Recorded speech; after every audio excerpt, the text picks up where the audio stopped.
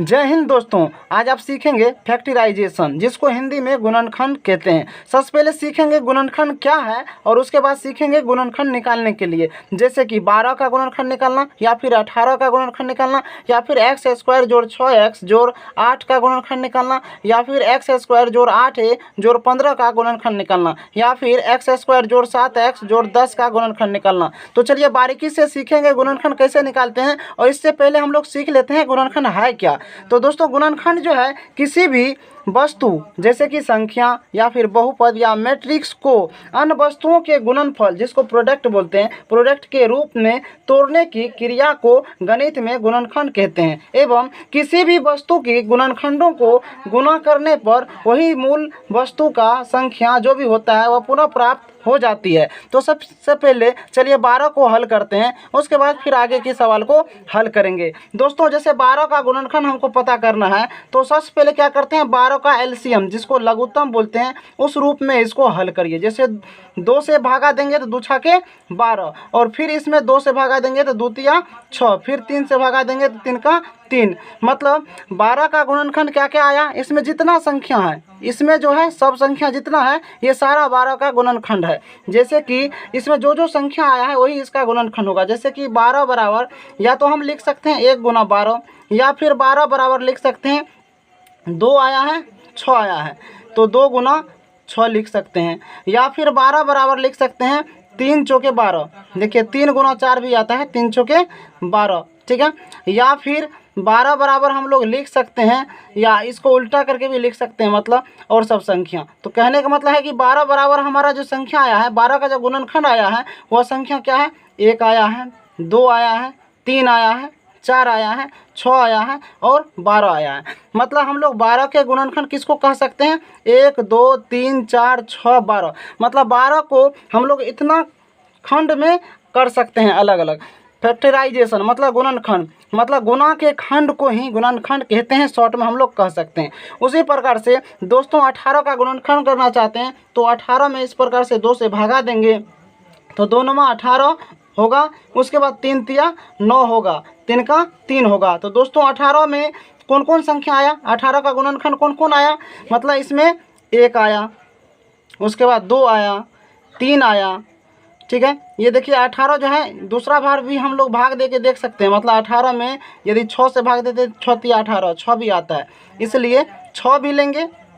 और इनके अलावा जो है 9 आया है, उसके बाद 18 आया है। मतलब 18 को हम इतना खंड में लिख सकते हैं, मतलब 9 दूनी 18, मतलब 18 बराबर लिख सकते हैं 2 गुना 9 इस प्रकार से, या 3 छके 18, मतलब 18 बराबर 3 गुना 6 लिख सकते हैं, इस प्रकार से हम लोग लिख सकते हैं। या फिर 2 गुना 9 बराबर 18 लिख सकते हैं, या और तरीका से लिख सकते हैं 1 गुना 18 भी लिख सकते हैं 18। मतलब 18 को हम लोग इतना खंड में लिख सकते हैं। तो इस प्रकार से हम लोग कह सकते हैं कि 18 का गुणनखंड जो है 1 2 3 6 9 18 है।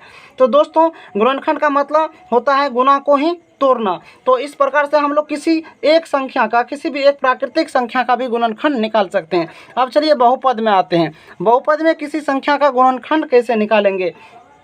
अब यहाँ पे जो है दोस्तों इस प्रकार का संख्या लिखा हुआ है, तो हम लोग इसको कैसे हल करेंगे। एक्स स्क्वायर जोड़ 6x जोड़ 8 है, तो इसका गुणनखंड कैसे निकालेंगे। तो सबसे पहले जो है इसमें दोस्तों प्रथम पद देखेंगे और अंतिम पद देखेंगे। तो दोस्तों एक्स स्क्वायर जोड़ 6x जोड़ 8 में क्या है, पहला पद, मतलब पहला पद क्या है, एक्स स्क्वायर है तो नहीं कुछ है तो 1 है, दूसरा पद मध्य पद जो है 6 है, और अंतिम पद जो है 8 है। तो यहाँ पे पहला और अंतिम पद को गुना करेंगे, 1 गुना 8 कितना होगा, 8 होगा।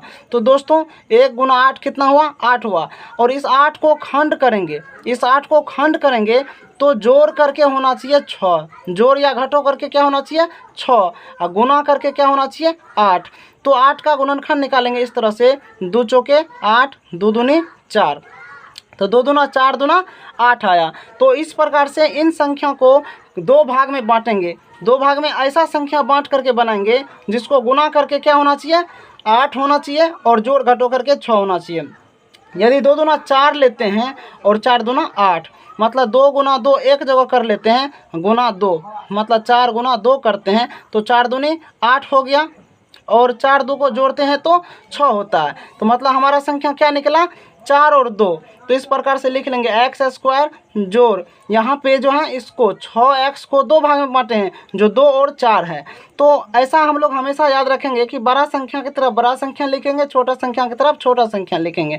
तो बड़ी संख्या किधर है, इधर 8 की तरफ, इधर छोटी संख्या है, इधर छोटी संख्या 2x जोड़ 4x। मतलब इन दोनों को आपस में जोड़ेंगे तो 4 2 6x इसके बराबर हो गया।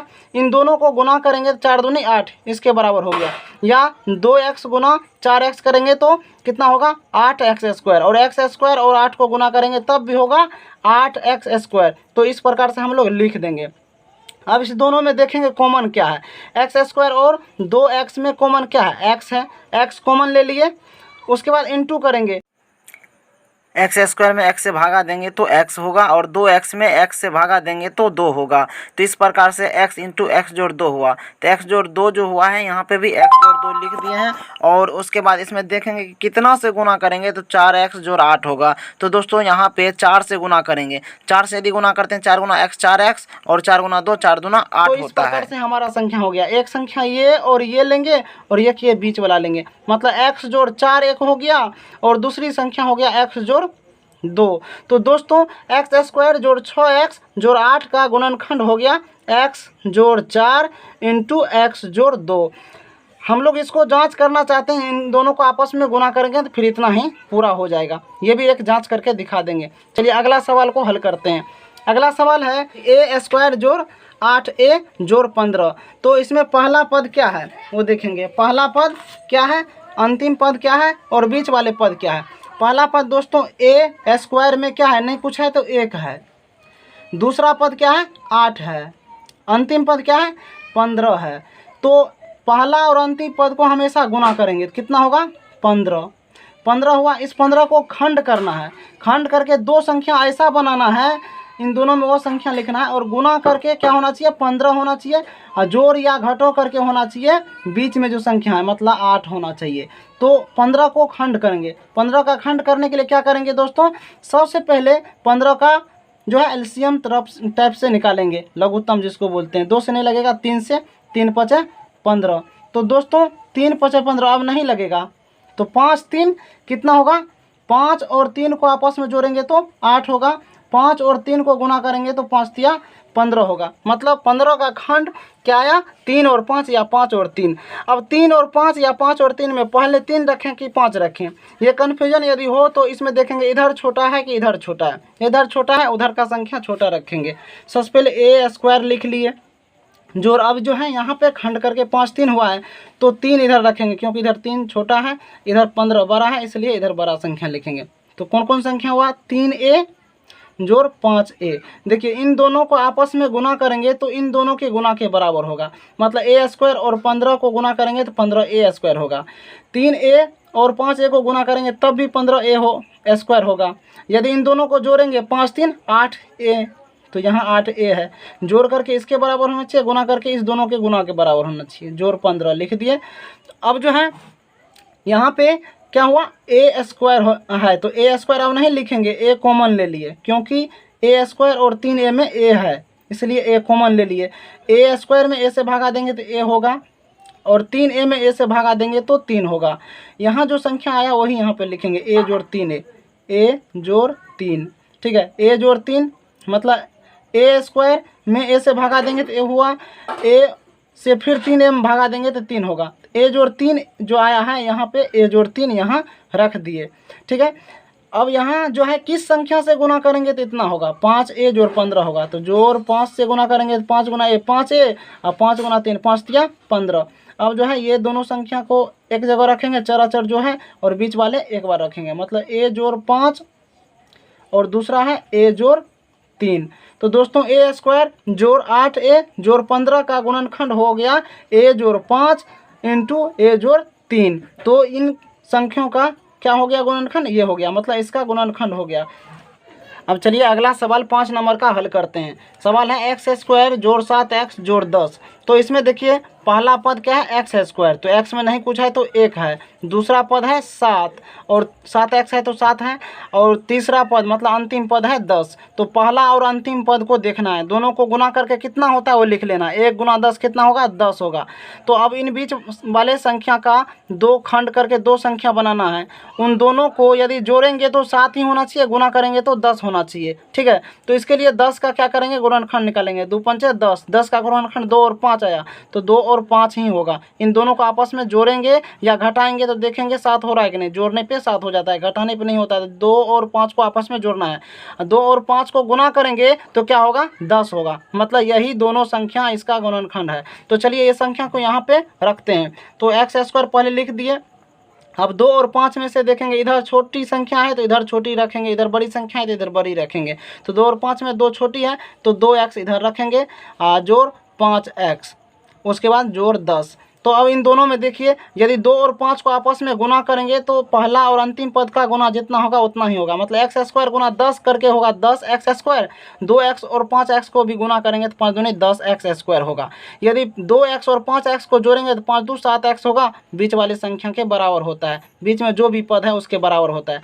अब इन दोनों में देखेंगे कॉमन क्या है, एक्स स्क्वायर जोड़ 2x में कॉमन क्या है, x कॉमन है तो x ले लिए। एक्स स्क्वायर में x से भागा देंगे तो x होगा और 2x में x से भागा देंगे तो 2 होगा। तो यहाँ जो संख्या आई है x जोड़ 2, यहाँ पे भी वही रखेंगे x जोड़ 2। अब इसमें कितना से गुना करेंगे तो इसके बराबर होगा, मतलब 5x जोड़ 10 होगा। तो जोड़ 5 से गुना करेंगे तो 5 गुना x 5x, 5 गुना 2 10।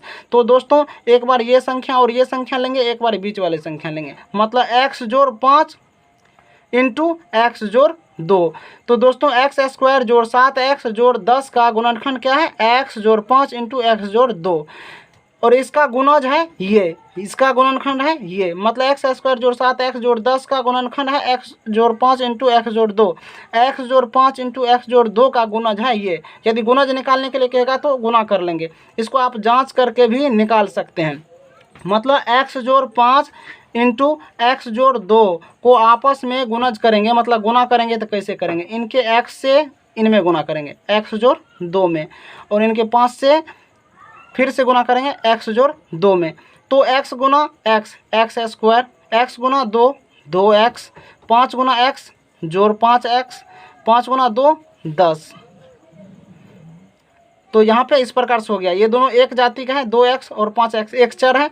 तो एक्स स्क्वायर जोड़ 5 2 7x जोड़ 10। तो दोस्तों यदि इसका गुणज निकालने के लिए कहेगा तो इस प्रकार से निकालेंगे, गुणनखंड निकालने के कहेगा तो ऐसे निकालेंगे। मुझे आशा है कि आपको ये वीडियो समझ में आई होगी। अधिक जानकारी के लिए चैनल को सब्सक्राइब जरूर करें, वीडियो अच्छी लगे तो लाइक करें और दोस्तों के साथ शेयर करें। धन्यवाद।